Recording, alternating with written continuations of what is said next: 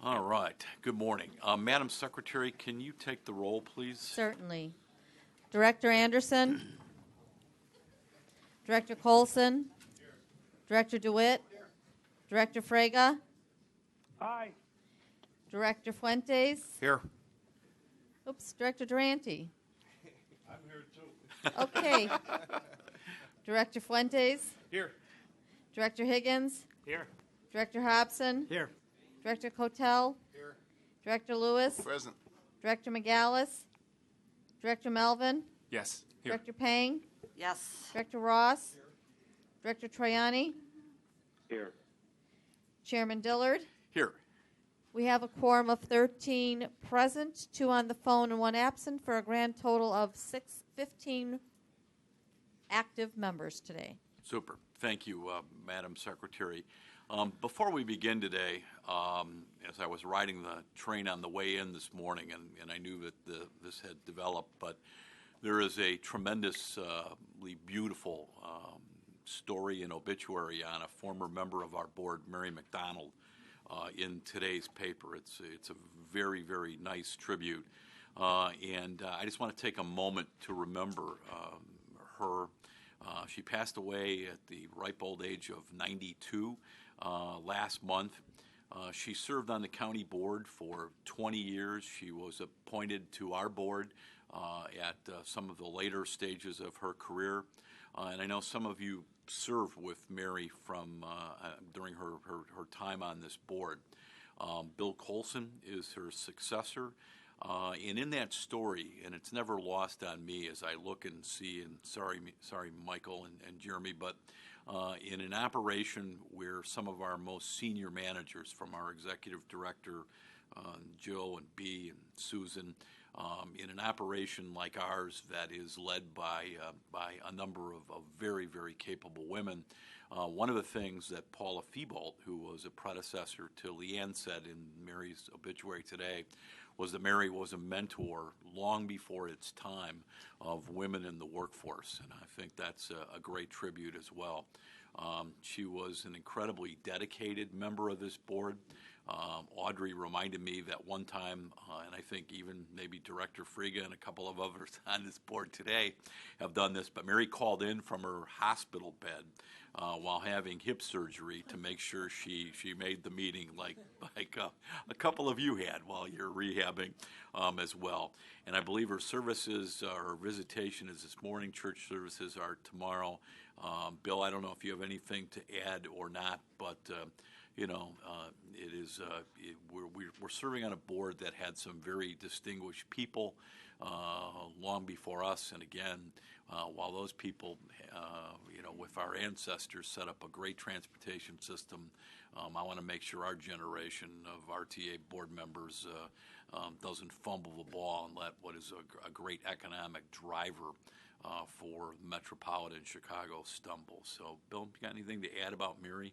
Well, she was a remarkable lady, and she was so incredibly kind to me, and I treasure very much the lunches she would invite me to at the casino club to kind of brief me on what it was like to be on the board.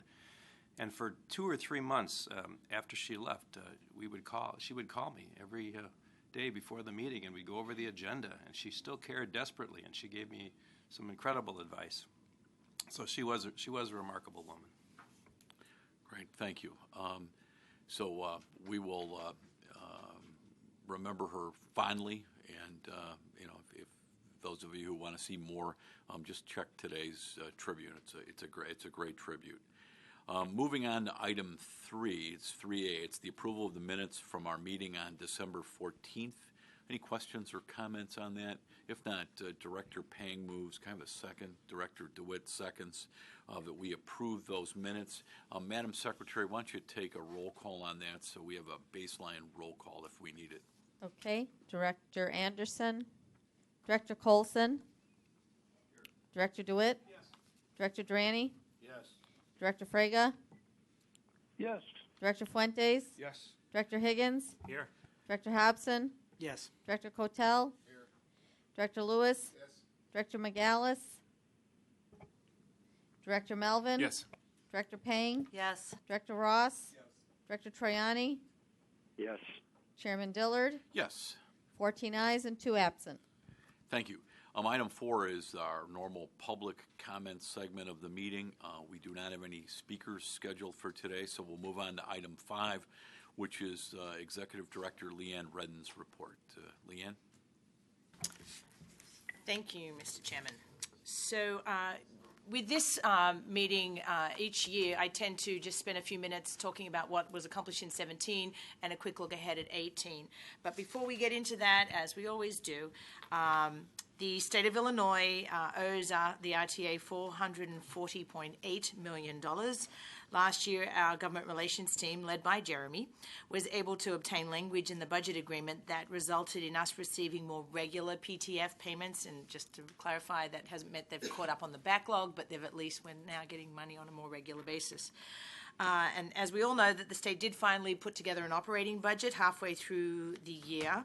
But as the chairman at his City Club speech noted, the state got a budget and we got whacked. The budget cuts, in conjunction with a decline in sales tax collection, combined to reduce our budget by close to $100 million in 2017, and we're expecting a similar budget gap in 18.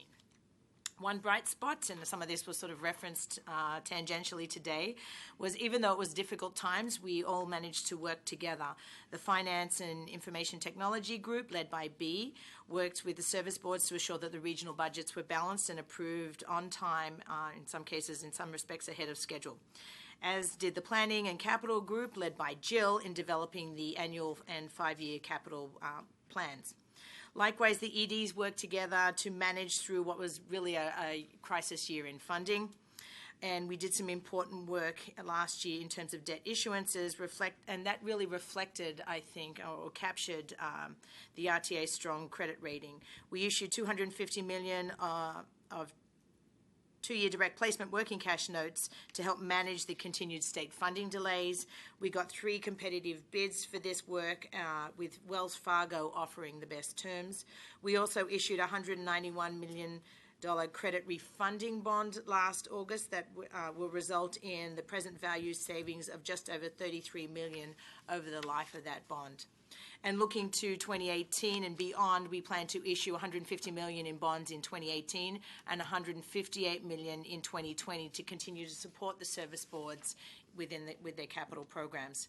You already heard about the strategic plan. The team also worked with the service boards last year to perform a customer satisfaction survey.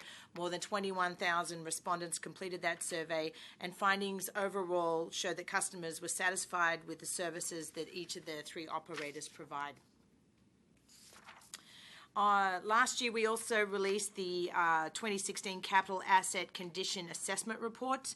This report substantiated the need for the $2 to $3 billion investment to maintain and renew our existing transit network, more than double the monies that we have now. And because the state's fiscal crisis and no new capital funding, we spent a lot of time working with IDOT and the service boards coming up with a reprioritized list of capital projects that align with the limited state or the state's revised capital program. We also worked to accelerate the cash flows and drawdowns from the estimated cash flow plan for those projects with each of the service boards. We continue to work with Amtrak, Metra, and the City of Chicago to restore Union Station. Planning and engineering for a number of master plan projects will be completed early this year, and these will include station and platform capacity expansion and track operation improvements. The next step will include completing the engineering, prioritizing improvements, and identifying pursuing funding opportunities. We also work with the service boards to add 81 new directional signs for those who travel in and around Union Station. That signage project received some really good coverage from CBS TV, Channel 2. Besides advocating for more transit funding, the staff worked hard at helping communities become more transit friendly. Our community planning program, which is now celebrating its 20th year, is selected several projects to help suburbs like Schiller Park and Mundelein use their transit assets that already exist to really enhance economic development in and around their municipalities. Our work also was highlighted in the Chicago Tribune in a piece related to Bartlett's TOD plan. We last year also spent a little bit of time giving you a more comprehensive overview of the community planning program. Last year, we also awarded $9 million in federal funding for 12 projects through the Section 5310 mobility program for seniors and individuals with disabilities that really helps ensure older adults and residents with disabilities have better access to mobility services. Our Mobility Services Group, led by Michael Vandercreek, continues its work. In 2017, our new community-based mobility outreach team work began. This group travels the region to make presentations and attend events at agencies that serve people with disabilities, older adults, and students. We continue to provide assessments for the ADA Paratransit program at our 2 assessment centres. The Southside Centre was featured in a Tribune article last July about the services that we provide there. As a reminder, we process about 18,000 ADA paratransit applications and renewals each year, and there are about 60,000 regional residents eligible to ride within this program. Last year, our travel training program worked with approximately 160 individuals to help them gain independence on public transportation. We also released a series of mobility service videos to help riders learn about the transit accessibility. They're available on our YouTube channel, and more importantly, as a way to reach a broader audience on the travel training and the travel mobility options across the region. Our legal department did a lot of work last year. A couple of highlights include spearheading the agency's work on the FTA's 2017 triennial review. That's the federal agency that oversees us and their review of us. The review looked at virtually every aspect of our operations, and overall we passed with flying colours. In conjunction with the CTA, Metro, PACE, IDOT, and the Tollway, the RTA is once again hosting the annual Transportation Symposium. That's the event that fosters business relationships between potential vendors and transit agencies. This year, it was a 3-part event that culminates in a final round, a final event in Rosemont next month, and we encourage businesses of all sizes to register and attend that event. We processed more than 200 purchases and expect to do similar amount of work in 2018. We have put that together in an agency purchasing plan, and that was available for distribution today. It's also available on our website. Some of the services that we intend to solicit include some community planning support work, cybersecurity testing, for example. We encourage businesses to go look on our website under the Doing Business tab to look at what those solicitation, those bidding opportunities are, to encourage broader and more competition in our bidding. I can't speak. So last year, our HR team, led by Julia Patterson, worked with IT to implement a new online benefit enrollment system, making it easier to enroll in and view and change and update our benefit package for staff. The HR team also developed a Chicago Public School high school intern program. I'm the old person in that photo. The 6 high school students were assigned to the RTA, and the program was a really good success. They got to touch base and engage with a variety of staff and activities. I think it was good for us and good for the kids as well. You just heard about our ERP process. That work will continue into 2018. Last year, we hired in our IT department, George Coleman, as our new lead within that group, and George has already done a lot of work to really enhance our IT work and our department. As a result, the IT team successfully implemented, as an example, a redundant architecture for our internet access, really ensuring that we can have uninterrupted internet access, because that has become so vital to all of our interaction, communication, and our operation.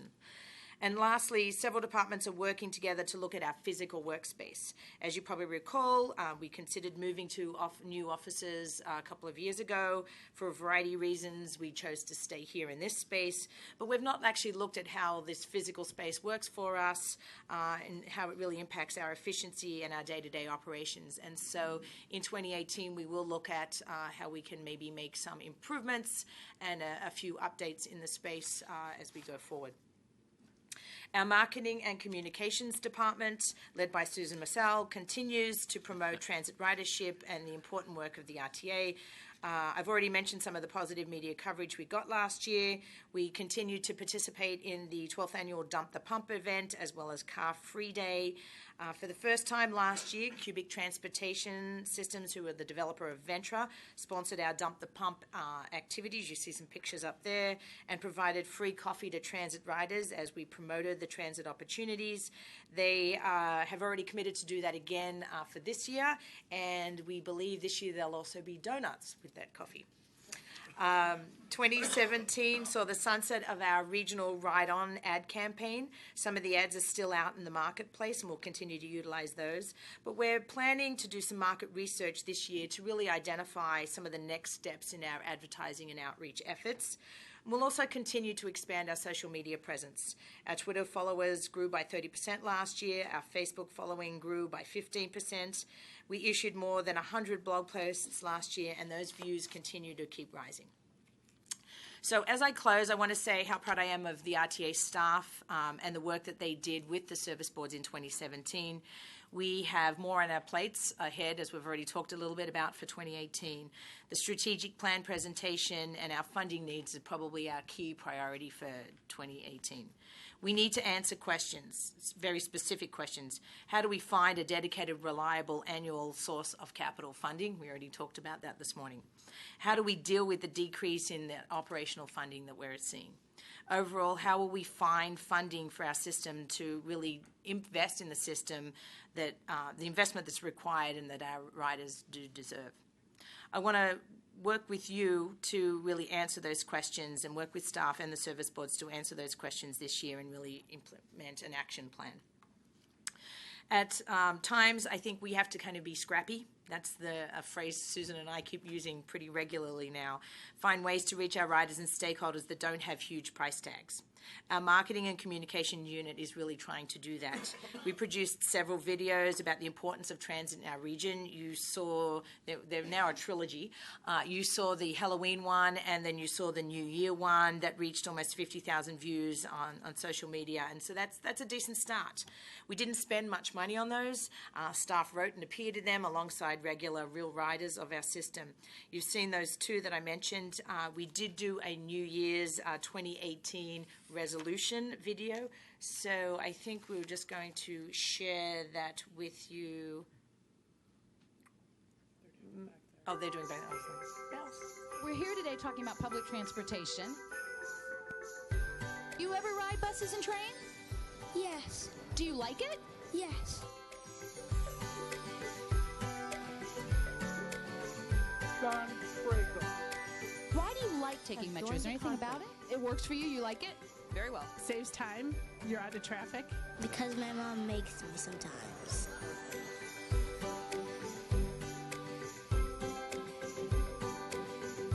This region, we're so lucky to have such a great transit system. We have a very robust public transportation system here. We provide about 2 million rides a day.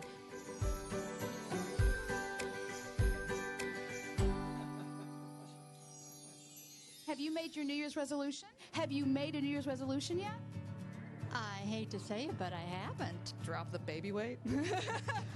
I thought of going to Houston and spending time with my family. That's a beautiful resolution. So have you made your New Year's resolution yet? No. So I have good news for you. You don't have to. The top New Year's resolutions are to be fit and save money, save time, de-stress, save money, be in better shape, and you get all of that by riding transit. You've already helped your mommy save money, and you're moving your body, which is a good thing, right?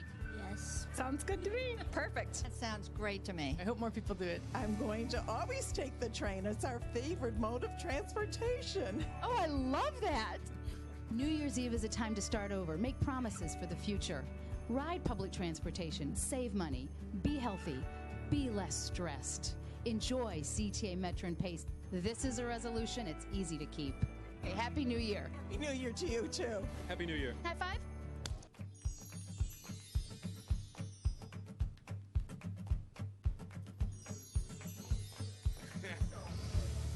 Yeah, we did have that the special appearance, which wasn't previously orchestrated, ran into each other in the station. So, but thank you.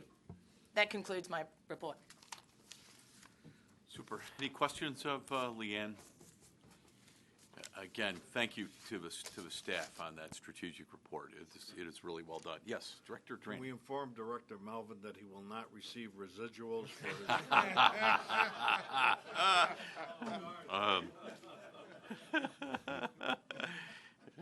Yeah, he told us that he'll put all his royalties back into capital.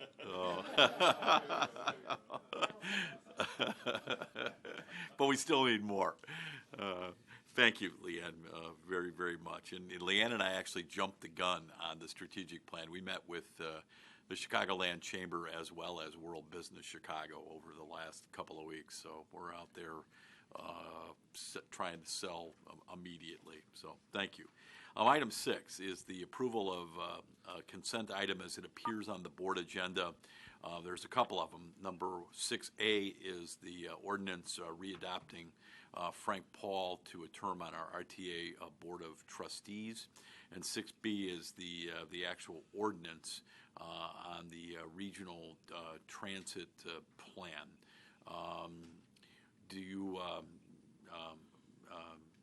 Is there leave for the attendance roll call, or we want a roll call? We need a motion and a second. Need a motion and a second. If there are no I'm just trying objections to doing them both. Okay. How about on 6A? Is there leave for the attendance roll call on 6A? We need a motion and a second. Director Pang moves, seconded by Director Fuentes, that we reappoint Frank Paul to the RTA Board of Pension Trustees. All those in favor say aye. Aye. Opposed, nay. The ayes have it. Thank you, Director 14, Friga. 2 and 2.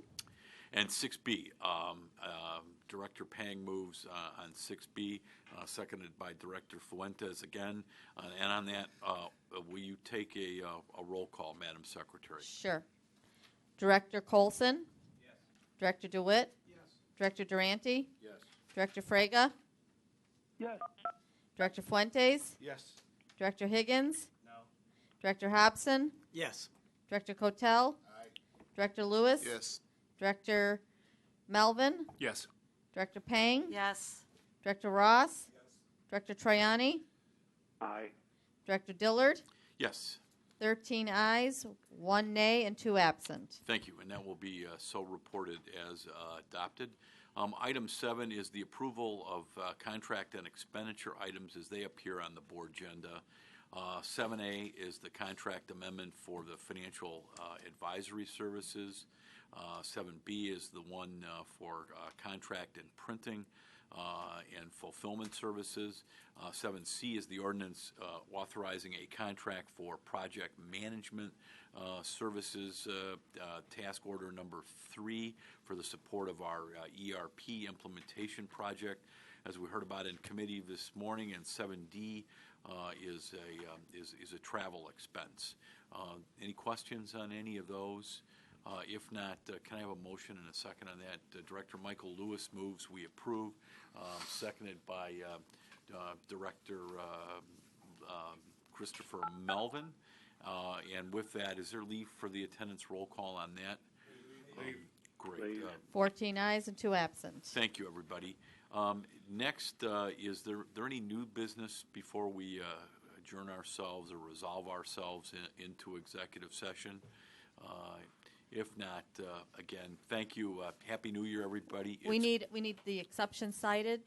I'll get to that in just a second. I just want to say Happy New Year, everybody. We have our work cut out for us, but we continue, I think, with the leadership of our staff and help of our staff and the service boards to continue to operate in a very good fashion in very, very, very difficult and challenging times.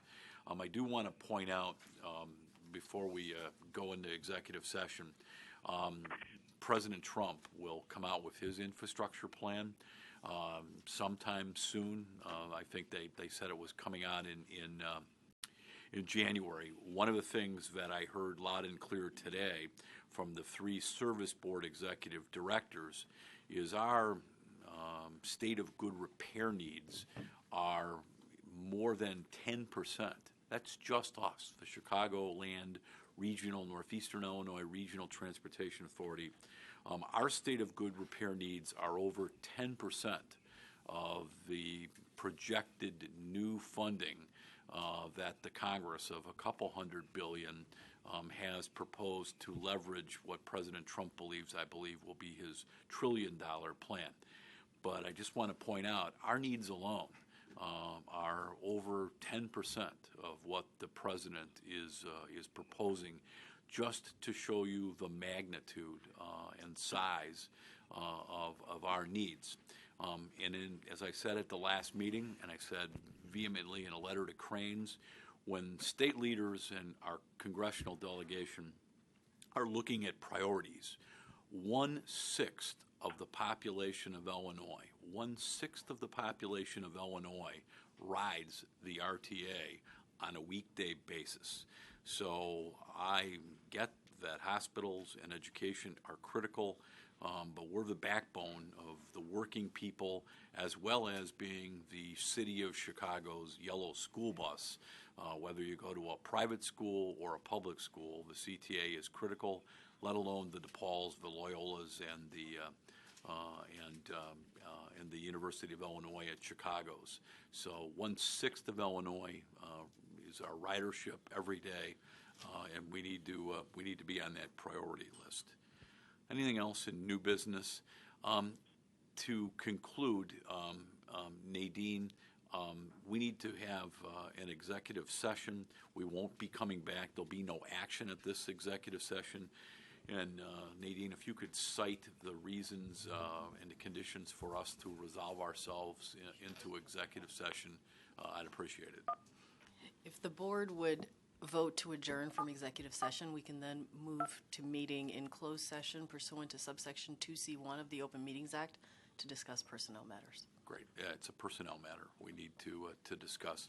So can I have a meeting to adjourn, and then we'll just go across the hall, and we'll be finished after that. So if you're out there in the audience, we are adjourning for good the regular meeting of the Regional Transportation Authority. Our next meeting will be Thursday, February 15th. That's after Valentine's Day, which is hard to believe. Time flies when you're having fun.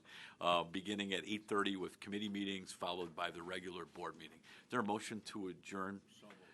Director Durante moves that we adjourn, seconded by Director Don DeWitt. From Kane County, is there leave for the attendance roll call? Seeing no objection, we are adjourned. Thank you, everybody. Stay warm.